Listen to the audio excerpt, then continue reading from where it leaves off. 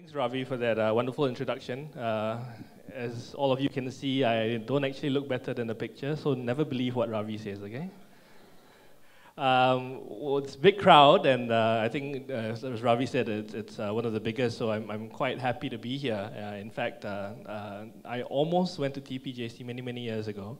In fact, one of your HODs was a schoolmate of mine in Temasek Secondary. So any Temasek Secondary students from here? No? Only one, two, three? Yeah? Yeah, so, yeah, but unfortunately I didn't come. I went to Poly instead, and you'll hear more about my journey in a bit. But today I'm here to talk about what's going to be happening next, in a couple of weeks, actually, next month. The SEA Games is coming. It's the first time it's going to be held in Singapore in 22 years. Ironically, it's 1993 was the first year. Actually, I was supposed to go to JC1 just after the O levels, and instead I volunteered as an intern at the Straits Times. So basically, today the topic is more than medals. What will the legacy of the SEA Games be? The good news is that I've got gifts from the SEA Games, so you will ask questions, and some of you may get to win some goodies from the SEA Games. So, first of all, feeling generous, so why don't we start with a gift now? Anybody can tell me, when does the SEA Games start, and when does it end? Fastest hands up, answers? Go ahead. 5th June till? Okay, there you go.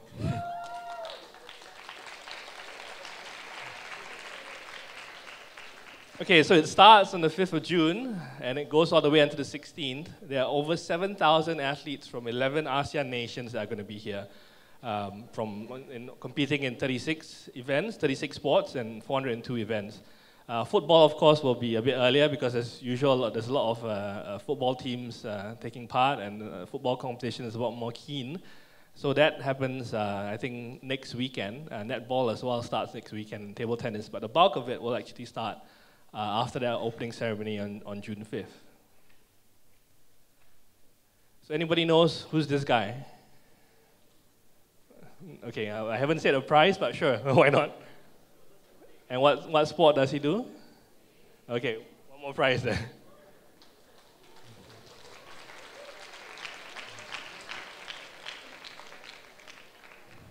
Why are the other JCs not participating? Only TP, 2-0 already to the home side.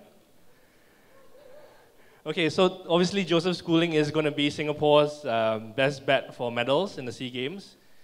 He is one of 749, technology, you can't live with it and can't live without it. Okay, there you go. So he's going to be one of 749 athletes from Team Singapore going for more than 50 medals. The last time Singapore hosted the SEA Games in 1993, we won 50 medals at home. Obviously, this time, 22 years on, more funding for sports, better athletes. The dream is to go for more than 50. And I guess it'll be a good birthday because it's Singapore's 50th birthday as well. So Team Singapore in general will be competing in more than sports than usual. Obviously, it's the biggest games with a home crowd. And they're hoping for more support. But the question always on the back of our minds is, do Singaporeans really know who our local athletes are? Do they really support our local athletes? So let's take a quick quiz. Okay, this guy, he's also part of Team Singapore. Any idea who this is? Okay, just by the show of hands. No names yet. Don't shout out names. Just show of hands. Who knows what this name of this person is? The sport is obvious, but the name? Only one? Only one person in the whole hall? Two? Okay, what's the name? Okay, actually, Iksan is the brother, but this is Irfan. So it's Fandi Ahmad. You all know Fandi Ahmad? Okay, so this is Fandi Ahmad's oldest son. So he's going to be part of the Singapore SEA Games team. Okay, but as opposed to this Fandi Ahmad's son, who is this guy? How many people know him? David Beckham? A bit salah lah. Okay, show of hands, how many know him? Okay, a bit shy lah, but don't know why. But okay, so obviously more people know him than than the Singapore footballer. And this is a paradox that the Singapore athletes have to deal with, you know. I mean, at the same time, we're in Singapore, you know, we're competing on the home soil, but perhaps because Singapore is so well connected, perhaps because you guys are, you know, as a country, we're a bit more well-to-do, and we have access to cable TV, we have access to the internet, we have access to YouTube, and, you know, streaming and all that. You know, foreign footballers and foreign athletes are a bit more popular than Singapore. So that's that they have to grapple with, you know, local versus foreign heroes. I mean, how do we settle that? So part of the SEA Games legacy is really to drum up support for local athletes and to draw attention to the good things that they're doing. So while we celebrate and cheer our champions, we have to ask ourselves after the SEA Games, when all the medals have been given out, when the medals have lost their shine, what will we remember from the 2015 SEA Games? Okay, girls stop oogling, huh? Okay. So in order to go talk about legacy, let me take you a little bit back into 1993, a little bit back to March, when a 17-year-old student basically just finished O-levels, looking for things to do before going on to poly, found this article in the Straits Times. So that 17-year-old kid was me. I chanced upon this article to work with the Straits Times as an intern to cover the '93 SEA Games. And for me, that was the biggest thing that, you know, that it was almost a dream come true. As with most young kids, I wanted to play sport. I like to play sport. My dream was, of course, to be Maradona or Pelé at that time, so equivalent of your Ronaldo or David Beckham this era. But obviously, I wasn't that good enough. So those who can't, right, as usual, as they say. So. And it worked out because at the SEA Games I got to cover, this was me. If you all from Temasek Secondary can recognize the school tie, I don't know why I used that picture, but yeah. So this was a page 1 article I did as a 17-year-old for the Straits Times when the karate beat that I covered, the karate athlete won a surprise gold medal at the '93 Games. So I mean, as a kid, it was more than I could ask for, you know. I got to cover a major event at home. I got to mix it up with some of the best athletes in the region. I got to see my name in newspaper. I got got money for it, you know, doing for something I like. And for me, that was the last thing. That was something that really changed my life. That was something that sort of I realized at 17-year-old. Okay, you know, this was what I was going to do. I was enrolled into an engineering program at Nanyang Poly, but after 6 months, I realized that, you know, I wasn't going to be an engineer. So I had the courage to approach my parents and say, you know what, sorry, but I can't do engineering, much to the disappointment of my father, who's an engineer. And I begged them, you know, could I go overseas? And I went to the US to do my degree in journalism, and basically that's what brought me here today. But more than that, I think it's really, for me, it was the discovery of something that I really enjoyed, and, you know, a passion that I could chase, and a passion that I could follow throughout my career. I mean, you know, I could see me doing this for the longest time, and not something I just do for the sake of money and for putting food on the table. And to me, that was a really important, in fact, like a legacy that the SEA Games has left for me. And none more than this particular game that sort of encapsulates everything about sport and everything about the 1993 SEA Games for me. Anybody knows what happened in these games? Those of you who follow football, I see some guys who are wearing football shoes. Anyone? The 1993 SEA Games between Singapore and Myanmar. Anyone? Okay, so those of you who follow football and know football know that, you know, when you go into a 2-0 lead, it's quite comfortable, especially in the first half an hour or so, right, of a game. So this particular game, everything could have gone wrong for Singapore, went wrong, okay? So Singapore raced on to a 2-0 lead, but after that, not one, but 2 own goals by a Singapore defender brought the score at 2-2, okay? So the match went to extra time, okay? Myanmar scored 3-2 to take the match almost to the end. But in the last few minutes, Stephen Tan, who was a sub, and I think he's anybody who's friends at Temasek Poly, I think he teaches there. he equalized minutes, or maybe just minutes to go before the match was going to end, to keep it 3-3 at extra time. But in the penalty kicks that followed, Singapore's captain Razali Saad missed a penalty, and then Singapore were out at home in front of 55,000 people at the National Stadium. So let's take a look at the video, and if you don't believe me, you can see the drama that unfolded.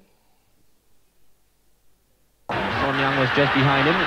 Fundy's waiting for this cross by Kadir, which is a much better cross. Penalty! Oh, that's a little bit cruel for the Myanmar defender Son Young. Fundy was pushed, but it's Stephen Tan against Ong Kyo Kyo. And Singapore have taken the lead in the 5th minute of play. Stephen Tan, who can deliver killer crosses from angles like this. That's another one!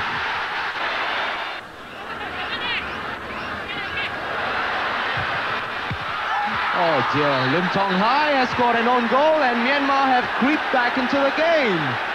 To Ong is Neo Hyang Win, whose cross towards the Mayum and led to Myanmar's goal.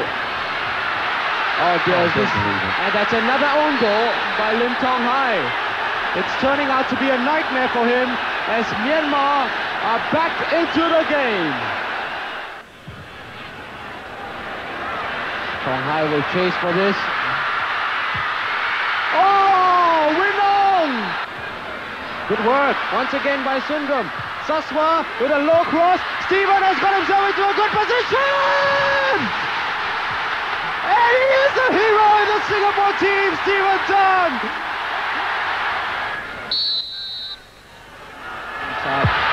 Oh, that could prove to be very costly. The Myanmar players have started celebrating. What will happen now? The Myanmar score, they're in the final. They are! And Singapore have been knocked out. In the final, Thailand beat Myanmar 4-3.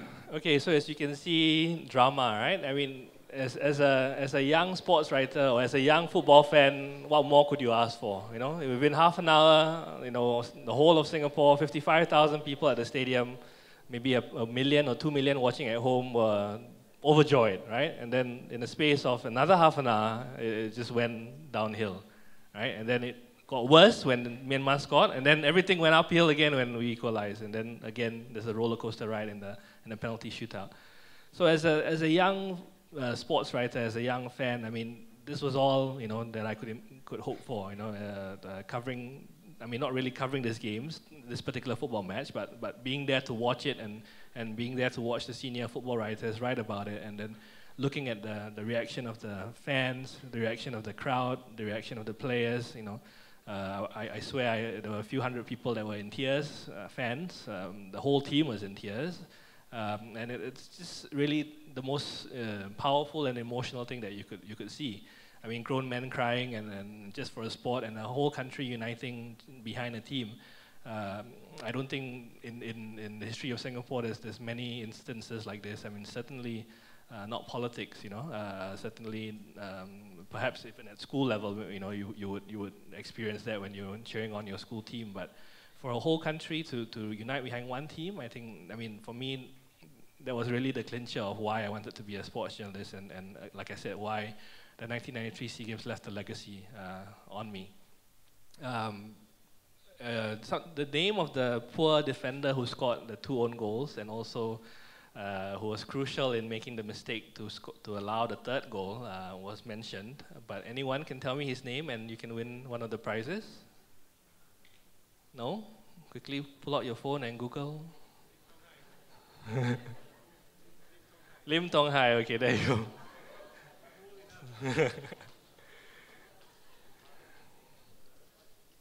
So we will get a prize to, was it one of your teachers there?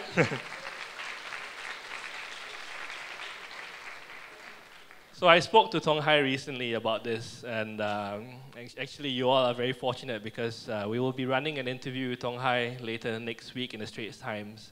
He has never spoken in public about the 2 own goals. It was just something that he wanted to avoid. It was just something that he wanted to forget. But Singapore didn't allow him to forget. Even until today, he tells me going out in public, you know, when he walks out with his family, the whispers of, hey, Kelong, hey, that's the fellow who scored 2 own goals. Yeah, that fella again. So even till today, 22 years on, people don't forget and don't forgive. And when I spoke to him, he said, you know, I wanted to share your story with a bunch of, you know, JC students that I'm going to be talking to. And he said, no problem. In fact, if you want to print it for the paper as well, no problem, because I think it's time that I share about what the SEA Games taught me, you know, what this incident taught me. And in his own words, you know, the 1993 episode made me a better player. I had my back against the wall. I could either fade out, fade away, or come out fighting if I wanted to make football my career. But I chose to come out and fight. So 1993, he was a scorer of 2 own goals in a SEA Games semi-final in front of 55,000 people watching live, in front of 2 million people watching at home, in front of, then I think the Deputy Prime Minister of Singapore. He was Singapore's #1 hated person. I think even until now, if Amos Yee were back then, I think Amos Yee wouldn't have held a candle against him. Right? I think people would slap Tong Hai instead of Amos Yee.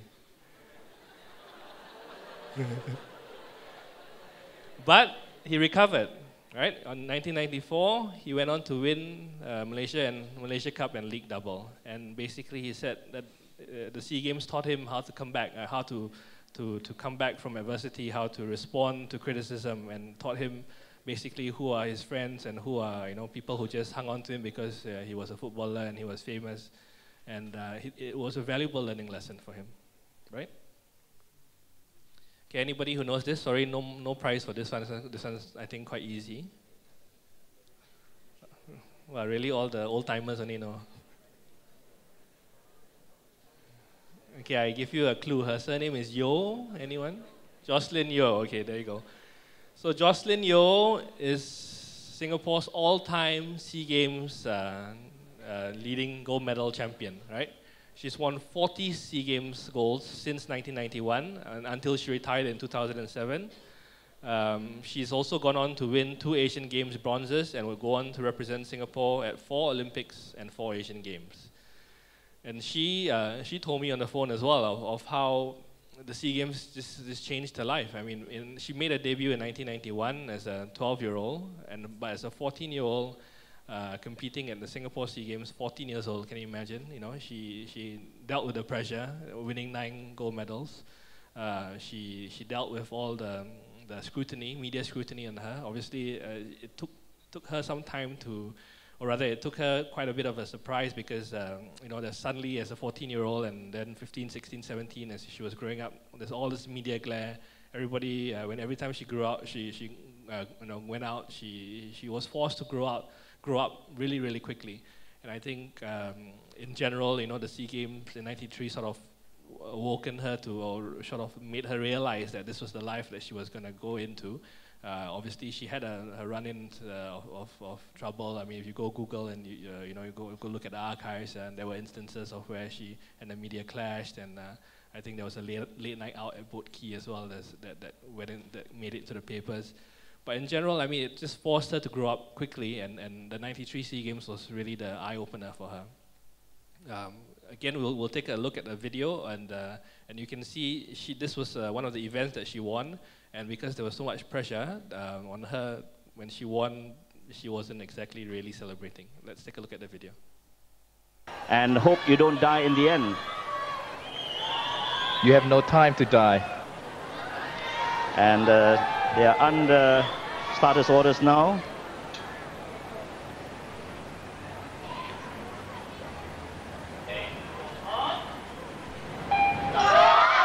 And they're off to a very good start. Very even race there with Sukalong of Thailand slightly ahead in the lead. And it's Jocelyn and Adlin Lim, Jocelyn in the lead now, followed by Sukalong of Thailand and Adlin Lim of Singapore in 3rd position for the moment. It's Jocelyn all the way. Jocelyn for her #9 gold medal. Yes, Jocelyn winning in 26.93 seconds. This is a new SEA Games record. In 2nd position was Sukalong of Thailand in 27.43. And way back in lane number 8, whom we missed, it's Marie Ong of the Philippines, finishing with a bronze medal, pipping out Adeline Lim of Singapore for 4th place. And there you have it. Jocelyn Yeo winning medal number 9. What a race for Jocelyn. What's your analysis of the race, Toto? We thought that she was started quite slow, but after the first 25 that we will see again, she just had that motor turbo booster in the back of her, and she was in the front, and no way that no one ever going to catch her in the last 15 meters. She's proven that she's a great second part of the swimmers, or the sprint part. Yeah, she has sustaining power, and she just put on the turbo booster, as you said, and went on overdrive, and there you have the official results. Jocelyn Yeo in the new SEA Games record of 26.93 seconds. In the second position, we have Suk Kal Kong of Thailand in 27.43. Third position, lane number 8, Marie Joy Ong. So you saw that face, huh? If looks could kill, right? So yeah, I mean, it's strange why she looked so upset, but it was mainly because I think she wanted to go for a faster time, and even though it was a record time and it was a 9 SEA Games medal and you know, obviously another gold for Singapore, I think the pressure of wanting to do even better just betrayed what she's supposed to be feeling, but I guess it just revealed her innermost thoughts. So we'll look at another athlete who benefited from SEA Games. This is Gary Tan. He is a former SEA Games swimmer. In 1993, he wasn't an athlete. He was a teenager, or unlike you guys who weren't born yet, right? Any of you born in 93? No. So he was a kid in 1993, and watching the SEA Games in Singapore just sort of motivated him and inspired him to be a national swimmer. So this was what he said, you know, like other kids, I had my He-Man and Transformer toys, but I preferred to pretend I was in a national 4x100 meter relay team. I would take 2 chairs, place them at the opposite ends of the room, and swim from one to the other. I made sure I touched the chair so that I could turn and change strokes. You know, so those who don't have a swimming pool, no excuse, okay? You can do what Gary does and use chairs. But you know, it just really shows the effect the SEA Games had on him, and then how just watching his heroes in the pool gave him motivation to do well. Okay, this is a bit of older. Obviously, it doesn't black and white, so it doesn't look like it's 1993. The person on the far left is Glory Barnabas. So she was a teacher in the 1973 SEA Games, and she won gold in the 200 meters. But sitting in the stands was a young K. Jayamani. She, not without her parents knowing, had Ponteng School, had cut class, and gone to the stadium to catch the action at the National Stadium. And basically, you know, seeing Glory Barnabas win the event just inspired her. She wanted to, you know, to also win on home soil. And a decade later, in the 1983 SEA Games, she would go on to win the marathon gold at the same stadium. But again, for this particular SEA Games, it's not all about, I mean, we've heard about all the medal winners and how they were inspired and they've gone on to bigger and better things. But truth be told, it's not really all about the medal winners, especially when we have such a big contingent like this year's SEA Games. Like I mentioned, we have 749. Remember that number because it will come back to haunt you in a bit. I don't no hints why. But we found 749 athletes, and only, you know, Singapore targeting between 50 to 60 gold medals. There'll be many, many athletes that don't win gold. There'll be many, many athletes that don't win any medal at all. And so actually the main legacy for the SEA Games, for this particular SEA Games, especially when we're sending our biggest ever squad, our biggest ever contingent of athletes, is not so much just the medalists, but those who won't win medals, but those who get a chance to compete at the SEA Games because it's at home, and those who get a leg into sport and hopefully stay there. So we did the Straits Times did a piece on athletics, which will be the biggest contingent for Singapore. So they'll be sending 74 athletes to the SEA Games. One of them is Goh Chui Ling. She's the heptathlete. Singapore have hardly sent a heptathlete to the SEA Games. Her time will probably not even make her finish among the top 6 in the event. But for her, it's good enough because it's the first time that she's competing at the SEA Games. And for many athletes in athletics as well as other parts of other sports, the SEA Games, like the Singapore SEA Games, will be just a platform to show, the country that, what the toil that they've been going through, the pain that they're going through. Volleyball, for example, has not played in the SEA Games. The Singapore volleyball team has not featured in the SEA Games since 1993. They will be in action again. The Sunday Times last week ran a story about this boxer who, his parents are refusing to talk to him because he's taken up a sport that his parents feel is too violent and too rough. But because of that, he still, despite that, he still continues to try for Singapore and to try and win for Singapore. So really, I think if the main big legacy that can come and that hopefully people can take away from the SEA Games, it's not just about medals, not just about the star athletes, but really it's about all the people all the athletes who are just starting out. It's about the fans who go down to support them, and it's about building hopefully a sporting culture for Singapore such that in future generations, they can learn to appreciate sport more. So 93, for example, going back to 93, I mean, a lot of the kids my age at that time, we all went on to the games and it was the first time that we could actually see live sporting action and could actually look at some of our sporting heroes live.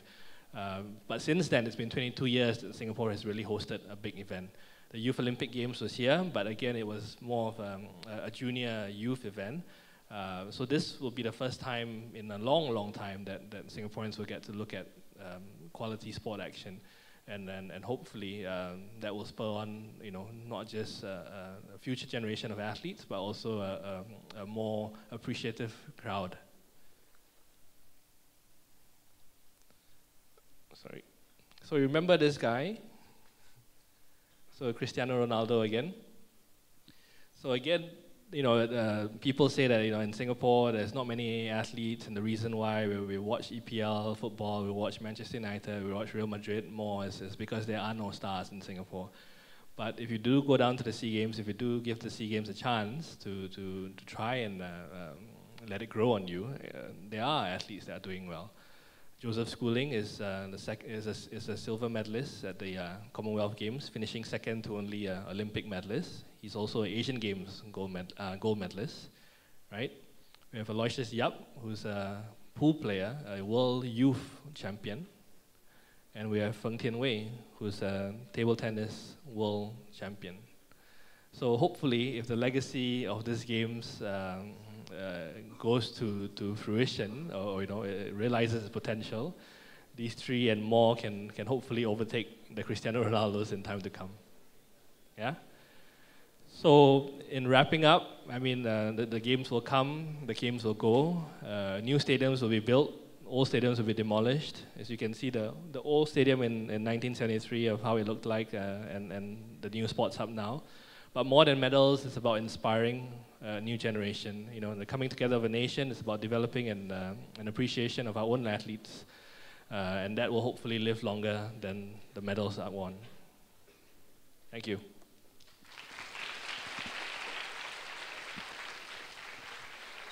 All right, ladies and gentlemen, we'd like to invite Mark to make his way to center stage. And of course, this is the time in which you can engage and find out as much as you can as well. To facilitate this Q&A session, we'd like to call upon, and I'm sure you'll give him a big welcome as well, to Pranay Manik Nalawade, JC1 student at TPJC.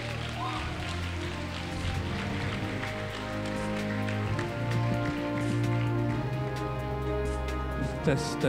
Hello. Just to let you know, there are still a couple more prizes left, so I guess we can give a prize to anyone who asks questions.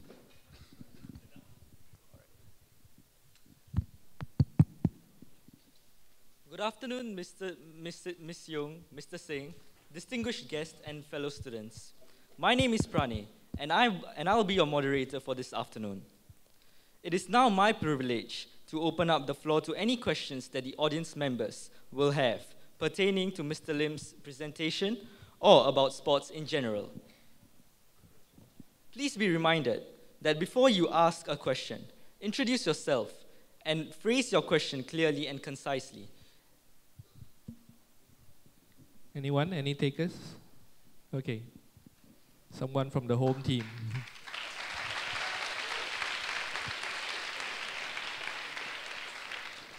Good afternoon, Mr. Lim. My name is Yu Jing. I'm from TPJC. My question is, do you think it matters that some national athletes are not born and brought up in Singapore? Well, that's a... You can sit down, it's okay, you don't have to stand there. Thank you. Welcome. That's a good question. I think she gets a prize for putting me on the spot.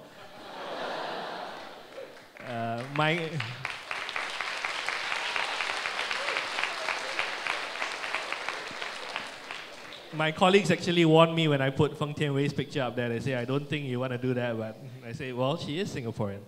I mean, it's a touchy subject because if you look at it, I mean, you know, it's foreign talent or foreign-born talent or naturalized citizen. It's not a Singapore thing, you know. It's international.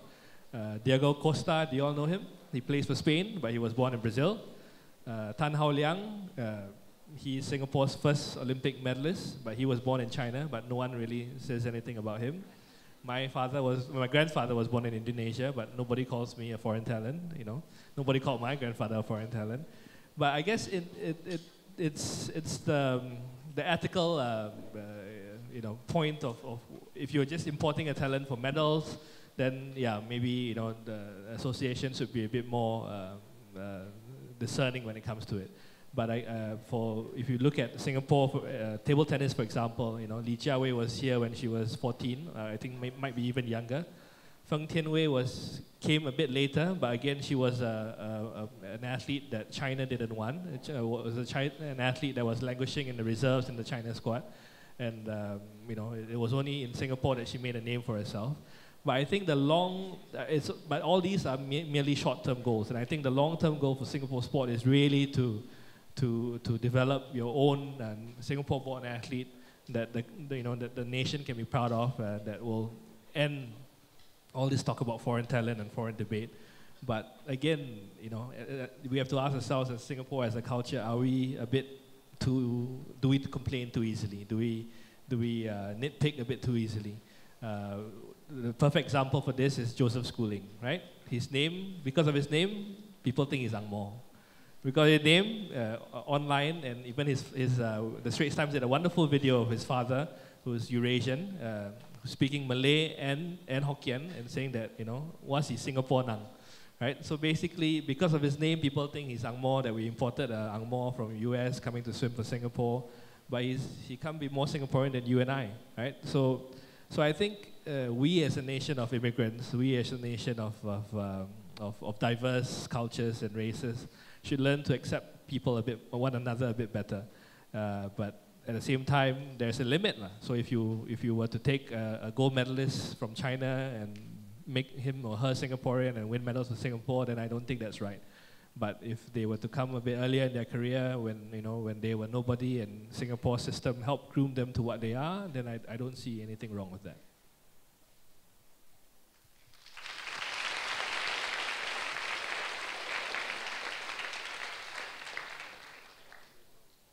Next question. I think still got some goodies, right?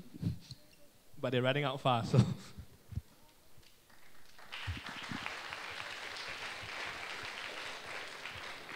Good afternoon, Mr. Lim.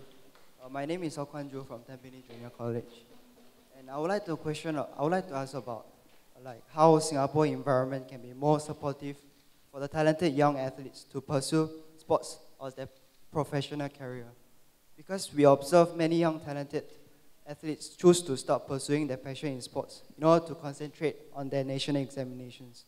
Hence, do you think it's a feasible idea that students in Singapore's school need not take national examination and can also fully commit themselves to the sports career? And also, by entering into the Singapore sports school, is there security for the job in the sports career, so it's guaranteed, so that you will also encourage many young athletes to to like go for the Singapore Sports School? And then do you think there are any other ways that to improve the environment in Singapore? Yes. Thank you. You won 3 prizes for that? Or? No, but really very good questions. But I think the best answer to that question is it lies with you guys.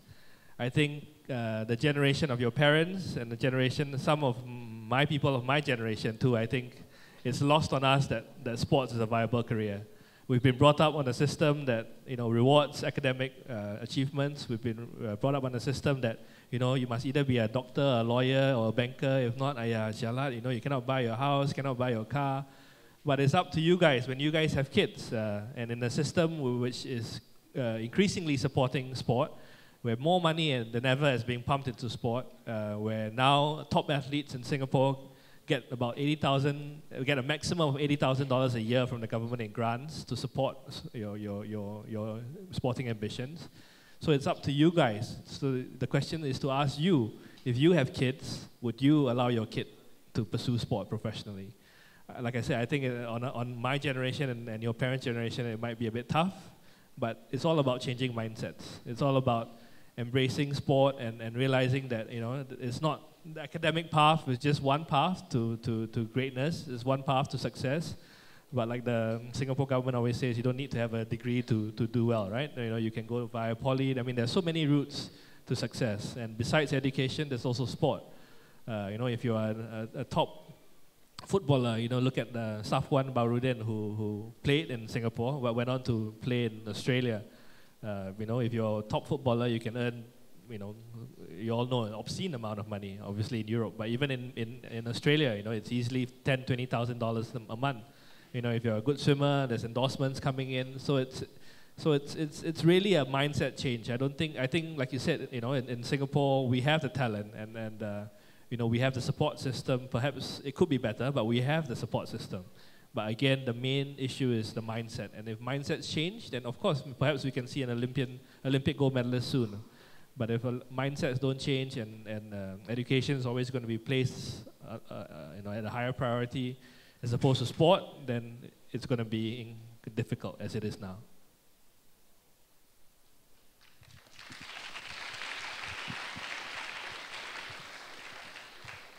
Anyone from the other JCs? Why only TPJC?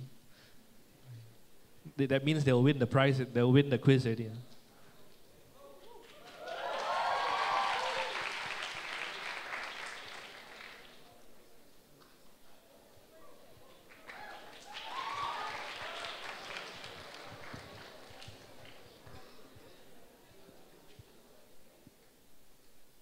Good afternoon, Mr. Lim. My name is Tadia. I'm from TPJC. My question is, in today's materialistic and pragmatic Singapore society, is sports an occupation really worth pursuing? Thank you.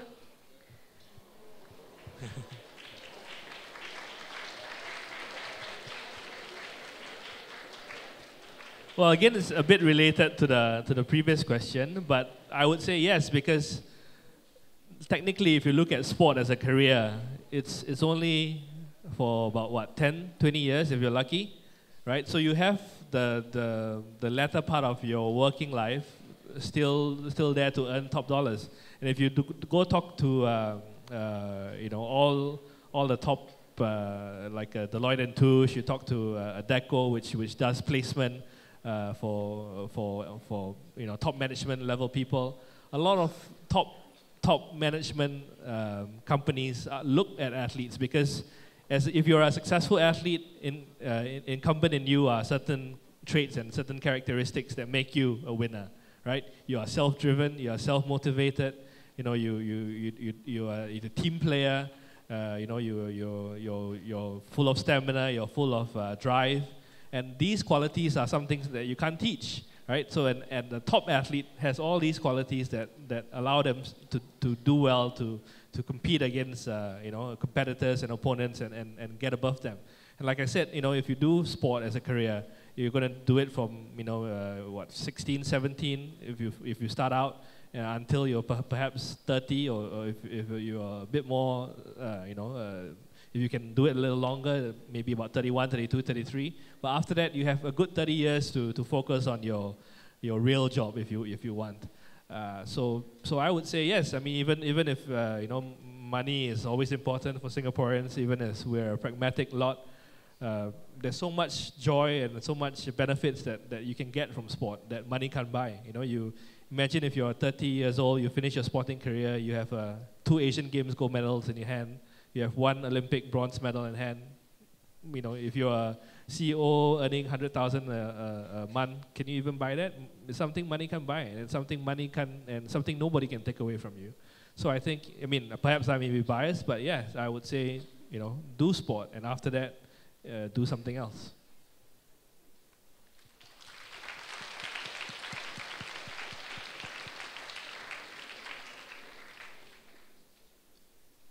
Good afternoon, Mr. Lim.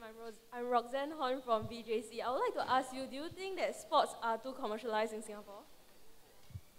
That's a good question as well, but I don't think so. In fact, I think Singapore, we are very, very, very much behind the curve. If you look at the EPL rights, how many of you have cable TV at home and can watch EPL on cable? See, not many, right? Because it costs, I don't even know how much it costs. It costs about almost $70 to watch it on Mio TV. Singapore allegedly paid close to about $400 million to get the EPL rights. And for the S-League, it's free, right? So commercialization there, we're far from being an EPL. Your athletes, Cristiano Ronaldo, every time he brushes his hair for some dandruff commercial, he gets don't know how many $1 million, right? David Beckham, every time he half smiles for Marina Bay Sands, he gets a few $1 million as well.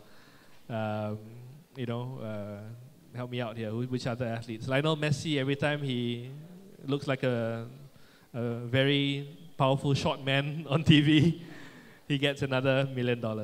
For our athletes, there's very few endorsements. Very few Singapore athletes are endorsed by companies. Even if they are, they don't get any money. You see some Singapore athletes on your Milo tins. Whenever you buy your Milo, there's Amanda Lim, there are a few of those.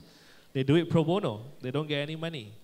So I think the world of sport is very commercialized. It's obscene. It's disgusting that people would pay $400 million to see Manny Pacquiao and Floyd Mayweather bash each other. I think they're overpaid. They got $200 million for fighting for how many? Overall, I don't know how many. Maybe like 20 minutes of work. Vastly overpaid. But it's a supply and demand thing, right? So if you're willing to pay, $100 just to watch them on TV, times the number of people who want to watch them live around the world, you're feeding them. So yes, the worldwide industry for sport is overpriced. It's too commercialized. Footballers are paid, £300,000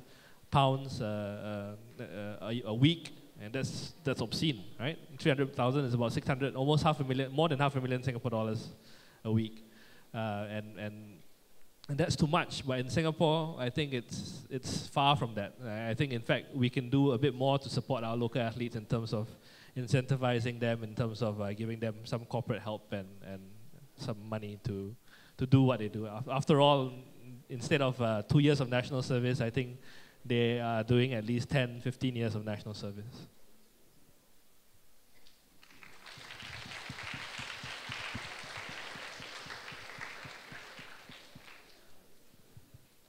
Good afternoon, I'm Jun Hong and I'm from TJ. I have a simple question for you. Which EPL team is your favorite and why? Must be the TJ boy to ask this question. Any guess? Che. No way. Anyone else? Okay, I'll give you a hint. They are coming in 2 months. Not Arsenal. Not Stoke also. Yeah, Everton. Because I grew up in an era where Man U was sucky. So Man U were not an option. So it's always between Liverpool and Everton. And too many people were supporting Liverpool. So I was the the rebellious teenager who didn't want to follow the trend.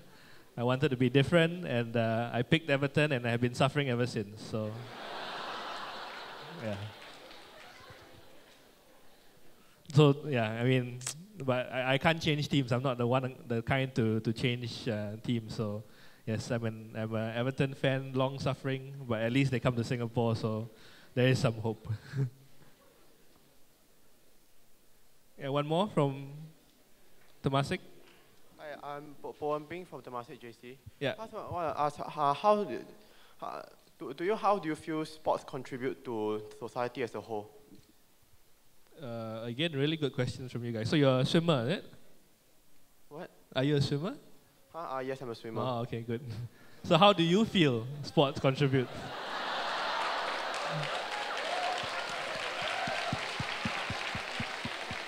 Not, okay, perhaps not Singapore, but to your school, for example. Do you feel swimming for Temasek brings you glory or brings you... I see it's also a form of exercise. But beyond exercise? Beyond exercise, it also helps me to make more friends, bond with more people. So yeah, to answer your question, I think it really does do wonders for society. I mean, at the end of the day, we all need people to look up to. We all need heroes. And in a world where there's no Superman and there's no Spider-Man, Joseph Schooling is the closest thing we'll come to an Aquaman, for example, right? Meaning, Aquaman not meaning... those of you who know it's a superhero who can swim well, right? Cristiano Ronaldo is the closest thing to a ballerina with football boots, right? I mean, the things that he does and the athleticism that he shows. So I think it's athletes really do contribute to society, in terms of giving people aspirations, giving young kids aspirations. I mean, not every young kid is gonna wake up in the morning and say, "Oh, I want to be a banker, I want to be a lawyer." It's not something kids do.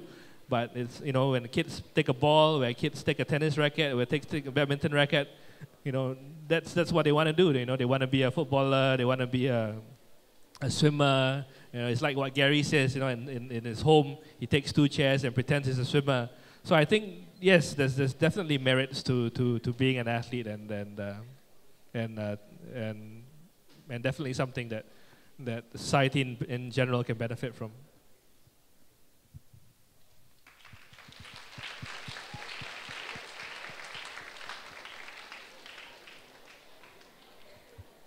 Good afternoon, sir. Hi, I'm TP. Ajay Singh from Tampines Junior College. Hi. Hi.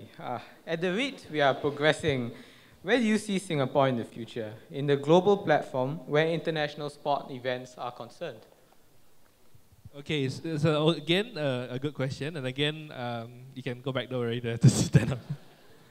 And again, it goes back to, like I said, the mindset change.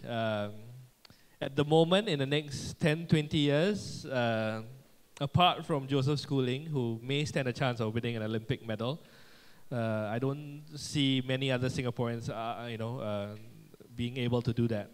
Obviously, Olympic medal being, the pinnacle of sport. I mean, Asian Games, SEA Games, we will be there, we will do well. But Olympics, perhaps not yet. So again, it boils down to more support for athletes and more support for budding athletes. But in the next 10, 20 years, what Singapore will be like, I think we've positioned ourselves to be a sports hub in terms of attracting events. You all know the F1 race is here, has been here for a few years now. It will be here for a few years more. The WTA tennis event came last year. It will be here for another few more years. The Barclays Trophy EPL teams will be here this summer. And again, the hope is for them to come. Singapore also will be home to the Rugby Sevens tournament. Again, they'll be here for another 5 years. And increasingly, we are hoping to get cricket events, cricket test events here. We're hoping to get top swimmers here. So increasingly, before we can actually have a strong base of local athletes, because of Singapore, of how we're positioned, and we are a place that attracts top MNCs, and top dollar. A lot of money is in Singapore. We are a safe place to come visit. We're a convenient place to come visit and to come transit. I think that's in sport. That's the place that we will gravitate towards, and we'll be a sports hub. We'll be an entertainment destination for people who want to get good sporting action. But whether we can produce talent or medalists or stars of our own, perhaps not yet. And again, it really requires a mindset change and the support from not just the government, not just athletes, but from Singaporeans all around, from all walks of life. And like I said, from you guys, because you guys will be the parents of future generation of Singaporeans, and you have to decide whether sports is something that you want to do, that you want to let your kid do.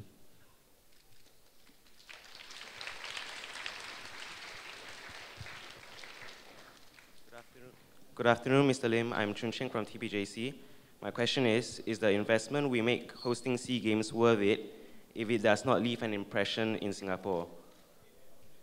So again, that's also a very good question. I think we'll be spending over 350 million to host the SEA Games.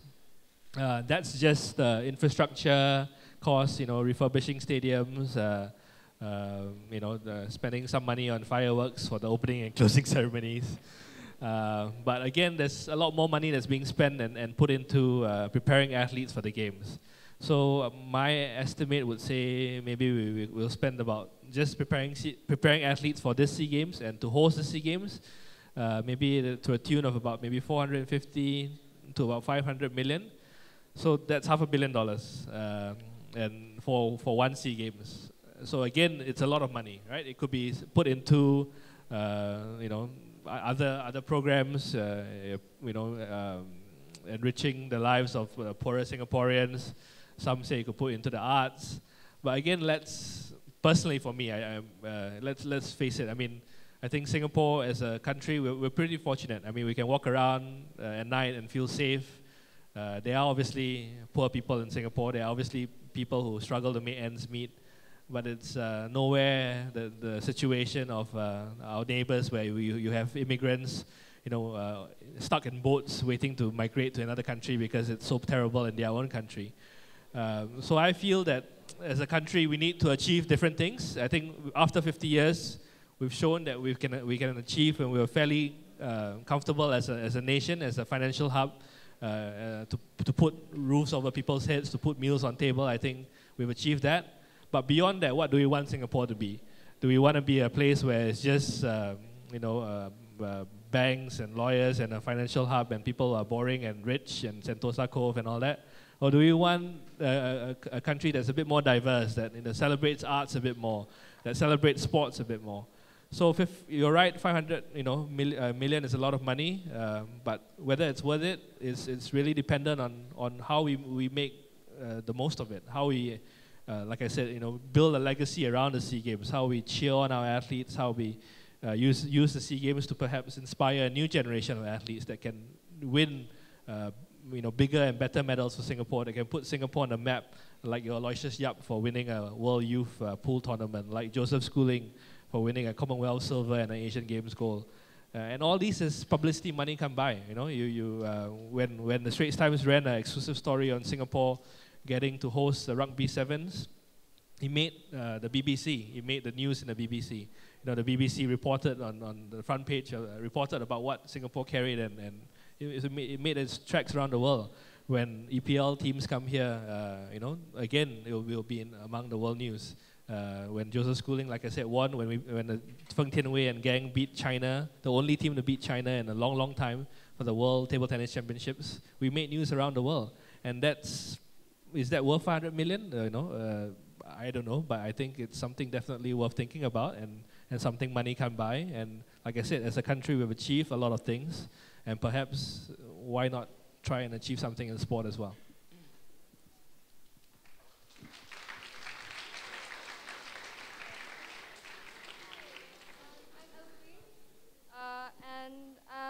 Are female athletes marginalized in Singapore, and are there even ways planned to have more gender equality in the sports scene? Thank you. Thank you. That's a better question to be asked in countries like Saudi Arabia, but but in Singapore, not at all. You know, if you look at historically, I think male athletes still dominate Singapore sport. But if you look over the last, say, decade or so, mainly because there's the foreign talent that are here. So your Tao Li has won many medals. The women's table tennis team have won many medals. The men's table tennis team is not so good. So women athletes have been doing much better than male athletes for Singapore over the last few years, and there's absolutely no discrimination in terms of you being a female athlete and not being able to represent Singapore. In world sport there is discrimination, of course. Like I said, in Saudi Arabia, some of the Arab countries, you can't compete in sport. A woman is not allowed in a stadium just because she's a woman. Even in tennis and in golf, there's no level playing field in the sense that the prize money for men and women are vastly different. The men earn a lot more for doing the same thing. So yes, gender discrimination exists in sport, but I wouldn't say it exists in Singapore. In fact, I think the women have it good in Singapore because there's so many opportunities for them to do much more than men, because men you're in your peak at 18, 17, 19, and men unfortunately have to serve the nation for 2 years, whereas the women can concentrate on your sporting career.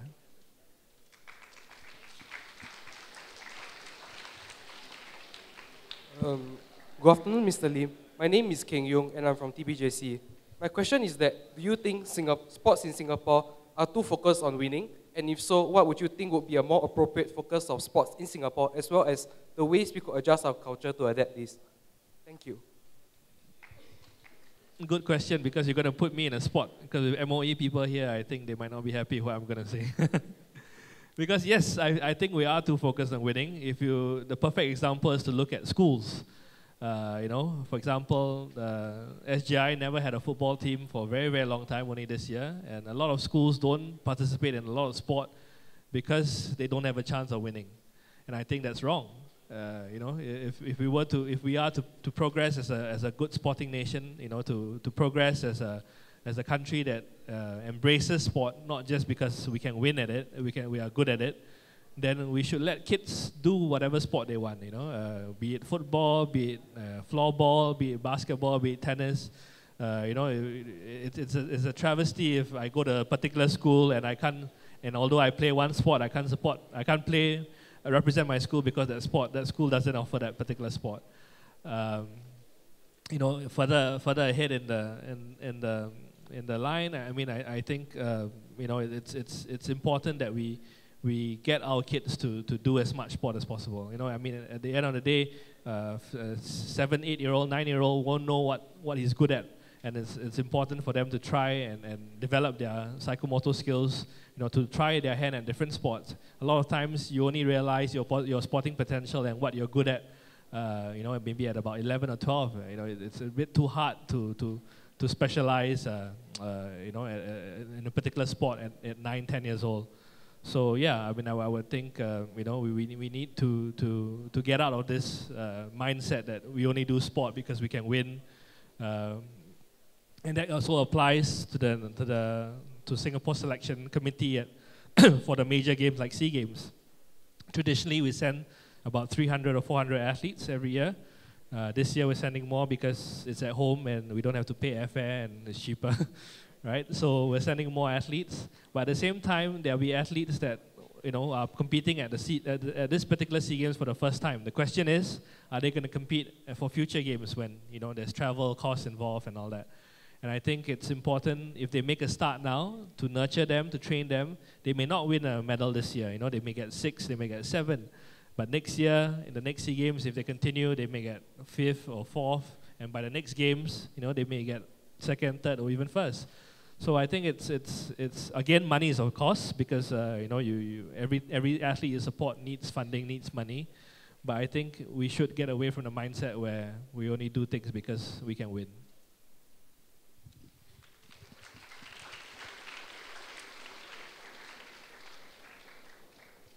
Good afternoon, Mr. Lim. From the speech you gave just now, I believe that you have 15 years of experience in the sports sector in Straits Time. So I would like to know, which sport do you think is the strength of Singapore as compared to the world? Sorry, repeat that again. Which sport? Which sport of Singapore is the strength of Singapore as compared to the world? Okay, so basically which sport is Singapore good at? And I have another question. Yeah. What do you classify as sport? What do you classify sports in? Because sports is no longer as simple as entertainment throughout the years. As Singapore spends more than hundreds of millions of dollars in the sports already. So is sports just simply sports? Yes.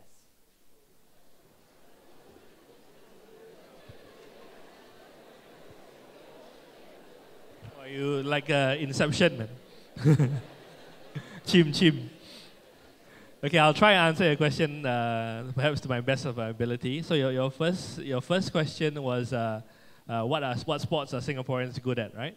So just looking at the medals, I mean, it would speak for itself. Obviously, table tennis, we are world class, mainly because of the foreign talent. So we were world champions in 2010. We were Olympic silver medalists. We were Olympic bronze medalists. So we are quite good at table tennis.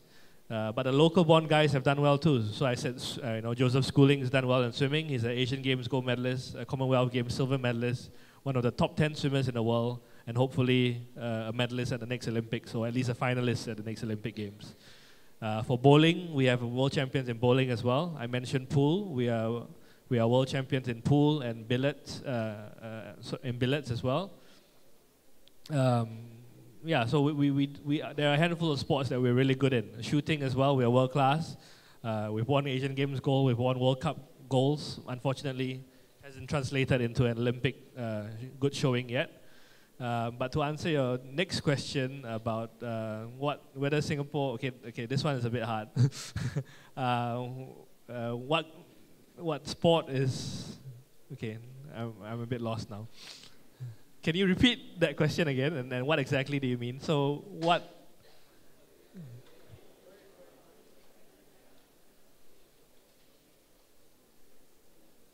My second question is, can you still classify sports as an entertainment? Because Singapore has invested more than hundreds of millions of dollars in the SEA Games already. Yeah. So is sports really sports to us now? Okay. Does sports have any more meaning to us, to the society also? Right. So yeah, so sports as an entertainment is different. So I don't think the money that we spent is looking at sports as an entertainment. I think sports as an entertainment is your EPL trophy, where they come here and winning or losing doesn't matter. They're just here to earn extra money, but at the same time we're happy to pay because we hardly see top footballers in town. Sports as an entertainment is your WWF coming here in a couple months, right? I mean, we all know that's fake, that's pure entertainment, but we still like it because, we still enjoy people beating up people once in a while and people flying off ropes here and there.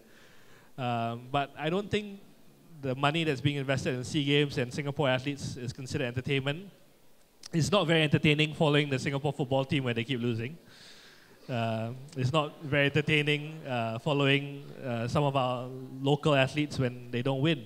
So I don't think it's entertainment. I think it's more of an investment in our future, investment in athletes who we believe in investment into athletes who, despite not winning all the time, despite difficulties, despite your family not wanting to talk to you because you've chosen boxing, which is violent, despite family members, asking you to come home for dinner, but you cannot because you've got training, despite people whispering in your background saying you kelong because you scored 2 own goals.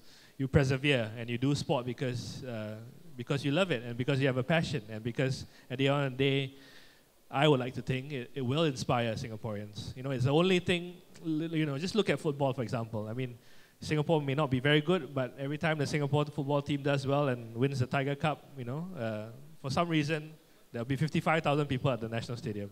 But when Singapore doesn't win, there's only you struggle to get 5. So we all like winning, right? We're addicted to winning.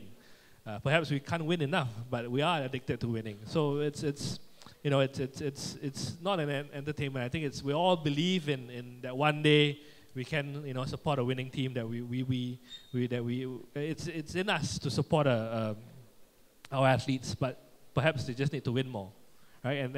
And perhaps after a while, ideally, winning or losing shouldn't matter. That we should support our athletes because they are our athletes, and then hopefully more of the winning will come when there's crowd. I mean, if you ask any footballer or any athlete, it's a bit lame and it's a bit disappointing to compete in an arena when there's 10 people watching. In a football stadium, if you go to the S-League matches, it's just sad. Like there's a football match going on and there's 100 people in the stands, a few people jogging around the track, one old man walking his dog. That's not professional sport, but it is what it is, right? So hopefully we will become a nation where we enjoy watching sport a bit more, regardless of winning or losing, regardless of the standard. We support because it's our athletes. We support because it's Singapore athletes. We will still watch your Cristiano Ronaldos and your Gareth Bale and your Man U and your Arsenal on TV. But this is our sport, and this is the sport that winning or losing, we have a chance to play. I mean, you support Man U on TV, you support Man U on the internet. Whether they win or they don't win, they don't care about you. I mean, it's whatever you're giving is not support but more money. But whereas if you go down and support your athletes, your voice matters, your support matters, and I think that's the main difference. Okay, we probably have just time for one more question. So can our friend from VJC there just ask the last one? Oh, two? All right, two. All right. Scoring the first goal the for first VJC. one from the left. Yeah. Okay, just last two questions because you all got to do your quiz. Okay, hi. Good afternoon, Mr. Lim. My name is Saloni and I'm from VJC. So my question to you is, it's quite in line with the questions that have been asked before, but it goes along lines of, what is your opinion on the increasingly competitive nature of sports? My main concern here is that of performance-enhancing drugs being used. It's no longer about drug abuse on a national level, but more of on an inter-school level as well. Is the sports scene getting too competitive? Are we putting too much pressure on our athletes to do well? That's a good question. Okay, and the next one? I'll take two and then I'll reply both at the same time. I'm Serene from VJ, and I'd like to ask if you think that athletes should be paid so much, or whether they deserve other forms of recognition, like whether they should have a picture on a stamp instead of the high pay that they are receiving now. And do you think that commercializing sports will be the death of it? Okay, good questions. So I'll take the drug one first. I mean, I absolutely think it's a epidemic. I mean, I think it's terrible that some countries force their athletes to take drugs just because they want to succeed. I mean, the pressure is very high to succeed in sports. I mean, looking at the world around us, I mean, a lot of countries are past third world, so a lot of countries are hoping to be first world. So your people like China, Russia, are beyond helping their people to put food on the table and to house. So a lot of them want to do well in other things, want to do well in sport. That's obviously a good thing that the government can have if your athlete is doing well or your country is doing well. And I think, yeah, you're right. There's sometimes too much pressure put on sport. That's why the education has to start young. We have to get them believing in the Olympic values of friendship, of respect, of fair play, young, and telling them that winning or losing in a way doesn't really matter as long as you try your best. I mean, there's no point in taking drugs, making yourself susceptible to heart failures and all that because you're so pumped up with all these drugs inside your body. And I think it's something that the world sport should try and manage and steer clear of. So the second one about commercialization of sport and whether or not the athletes would be happy to have their faces on stamps instead of money. I think that's tough, right? It's as good as asking a banker whether or not you want your face on the dollar note instead of real hard cash. I think that's always tough when people are used to a certain lifestyle, when people are used to lining their pockets with so much money from promoters to event organizers to athletes, it's really difficult to move back to an era where we all just competed for the love of the game. We all competed for the pride of representing your country or your club, and money doesn't matter. So to be honest, I think we've gone past that. It's a bit hard to reverse and go back to those days, but I think it can still be managed. You know, whether or not a footballer deserves £300,000 a week, whether or not two boxers deserve to share $400 million for one night's work, that can be managed. And I think companies and corporations in general need to be a bit more, how would I put it, need to think about that a bit more, because they are the ones that are pumping in money. They are the ones upping the fees, and at the same time with consumers, I guess we can speak as well. You know, if you know, company ABC wants to charge so much money for EPL rights, if no Singaporean bites, if no Singaporean willing to pay that amount of money, if you know, then obviously they wouldn't pay so much next time, because you know, we basically spoke that, you know, we have a threshold and we're not willing to pay $80 just to watch foreign clubs play on TV every year. So I think as consumers, and also as businesses, we have to relook at how we want to view sport. And I agree with you that it's too commercialized. Something needs to be done about it. But again, I don't how realistic it is, especially when so much people are earning so much money from it. It's hard to say. Yeah, but yes, it's too much.